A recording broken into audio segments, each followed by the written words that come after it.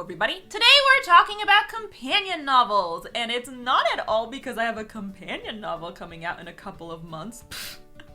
Nothing to do with that whatsoever. This topic was actually requested by one of my patrons over on Patreon, Tyler. He is considering writing a companion novel himself, and he wants to make sure he's on the right track. Because of this, I am answering your top 10 questions all about companion novels right now. Additionally, my companion novel, The Savior's Sister, is currently available for pre-sale. I have all the links listed below, and I'm hosting a pre-sale giveaway. I am handing out over 30 prizes to over 30 winners, and one of those winners is going to be announced at the end of this video. This winner is walking away with a signed copy of One Final Vinyl by fellow YouTuber and rescue dog lover, Savvy. If you're not familiar with Savvy, you need to fix that right now because her YouTube channel is not only super informative, but fucking hysterical. We did a drunk reading of Chuck Tingle's erotica, and I nearly peed myself laughing. Was it the alcohol? Was it the butt innuendos? Who's to say? One Final Vinyl is Savvy's most recent release. I cannot wait to read it, and I can't wait to hand it out to today's winner at the end of this video. First, let's answer your most popular questions about companion novels in 3, 2, 1, go. Number 1, what is a companion novel? A companion novel is a story that has the same timeline as an existing book by the same author. Typically, the main character in the first book becomes a secondary or background character in the companion book. In other words, the companion book takes place at the same time as the first book, but follows a different character. For example, The Savior's Sister is a companion novel to The Savior's Champion. Both books take place during the Sovereign's Tournament, but The Savior's Champion follows Tobias Kaya, and The Savior's Sister follows Layla. Number 2, how does a companion novel differ from a sequel? A lot of people confuse companion novels and sequels, but they are very different types of stories. A sequel's timeline takes place after another book's timeline, whereas with a companion novel, the timelines are the same. TSS takes place at the same time as TSC, thus it is a companion novel. However, TSA, the third book in the series, takes place after the tournament, thus it is a sequel. Number 3, what are the typical executions of a companion novel? There are 3 different types of companion books, at least that I've seen personally. These are not official titles, so please do not quote me, I am just generalizing. The first is what I refer to as the intellectual companion. The intellectual companion is one that analyzes another book. It's not necessarily a piece of fiction, but it is written to be read alongside that book. Next, we've got what I call a superfan companion. This is when the same story from an earlier book in the series is being rehashed by another character's perspective. The key here is that while we're following a new character, we're reading the same story. Outside of the perspective, there is no change to the story whatsoever. The reason I call this the superfan companion is because these books are typically released when a particular series has a huge fandom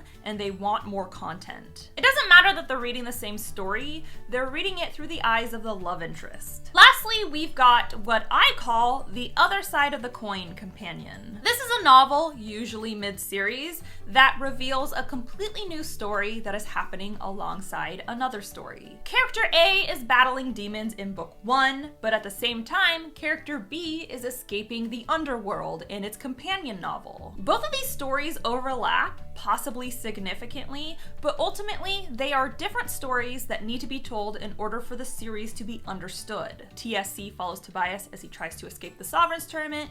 TSS follows Layla as she tries to undermine an assassination attempt. Number 4, when should you release a companion novel? If you're writing a superfan companion novel, which, as I already mentioned, is essentially a retelling of the same story but through a different lens, those are typically released at the end of a series. It's additional content for those who love the series and want a little something extra. If you're writing a companion novel that tells a new story from a different perspective, then you should release it whenever it makes the most sense within the series. These type of companion novels typically come out mid-series because they are providing additional content that help the overall series to make sense over time. Number 5, can a standalone have a companion novel? Absolutely. This is actually really common in certain genres. For example, the romance genre. This means the author creates a series where each book takes place at the exact same time but follows a different character falling in love. If you've written a standalone but you're not quite ready to let this world go, you could easily write a companion novel following a secondary character,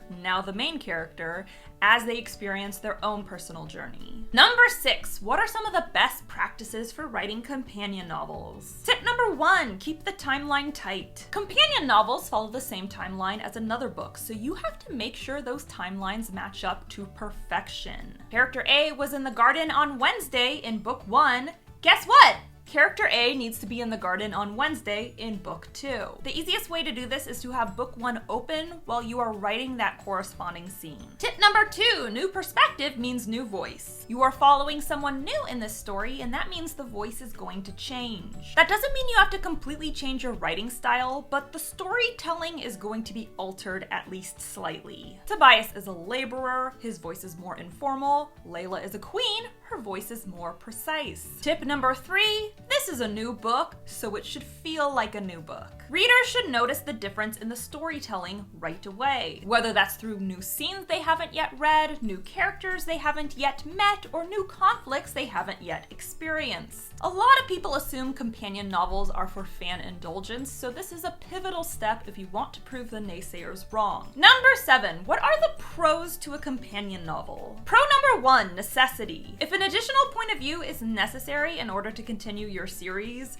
then a companion novel has to happen. Pro number 2, backlog. A companion novel is another book to add to your backlog, and a beefy backlog is an asset to an author. The more books an author has, the more opportunities they have to rake in new readers. Pro number 3, points of entry. Giving your reader multiple points of entry into a series is a great way to expand your audience. Examples of different entry points are spin-offs, short stories, prequels, and of course, companion novels. Lastly, pro number 4, fan appreciation. If you have a large fandom who is crazy about your story, a companion novel will soothe their insatiable hearts. You are giving them another taste of the cast they love, and they will live for it. Number 8, what are the cons of a companion novel? Con number 1, repetition. As I mentioned, some companion novels offer no deviation.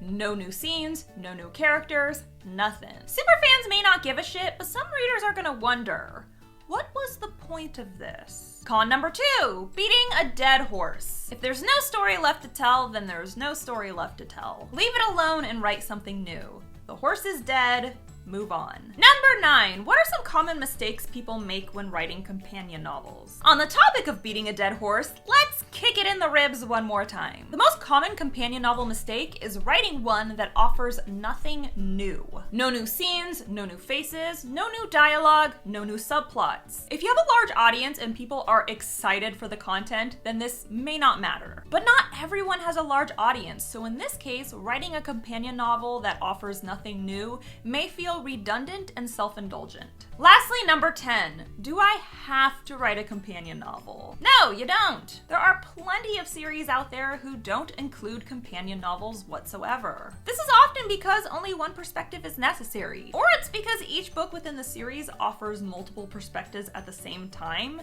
so companion novels aren't necessary. No one's putting a gun to your head, write a companion novel only if you need to. That's all I got for you today. As you guys know, The Savior Sister, a companion novel, is available for pre-order right now, so get on it. I've got all the information listed below. I've also got a pre-sale giveaway going down, and I have a prize to hand out to a winner right now. Today's lucky winner is walking away with one final vinyl by the amazing author, YouTuber, and small business owner Savvy, and that winner is this person. Thank you so much for pre-ordering The Savior Sister, and a huge thank you to Savvy for supporting my upcoming release. I have her information below. Get on it. And a huge thank you to Tyler for requesting today's topic. If you'd like the chance to have a video dedicated to you, or if you want access to tons of other rewards, check me out on Patreon. You get early access to videos. I have an exclusive writing group. We've got a monthly live stream. We get signed merch. It's awesome.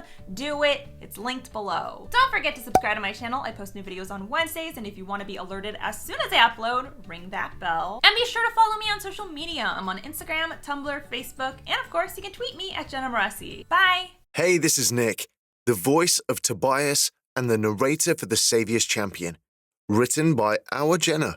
If you enjoy her writing advice, or if you want to find out about her publications, then you know what to do. Click the subscribe button, ding the bell, and you'll get notified every single time she puts up a video or she goes live. Now what are you waiting for?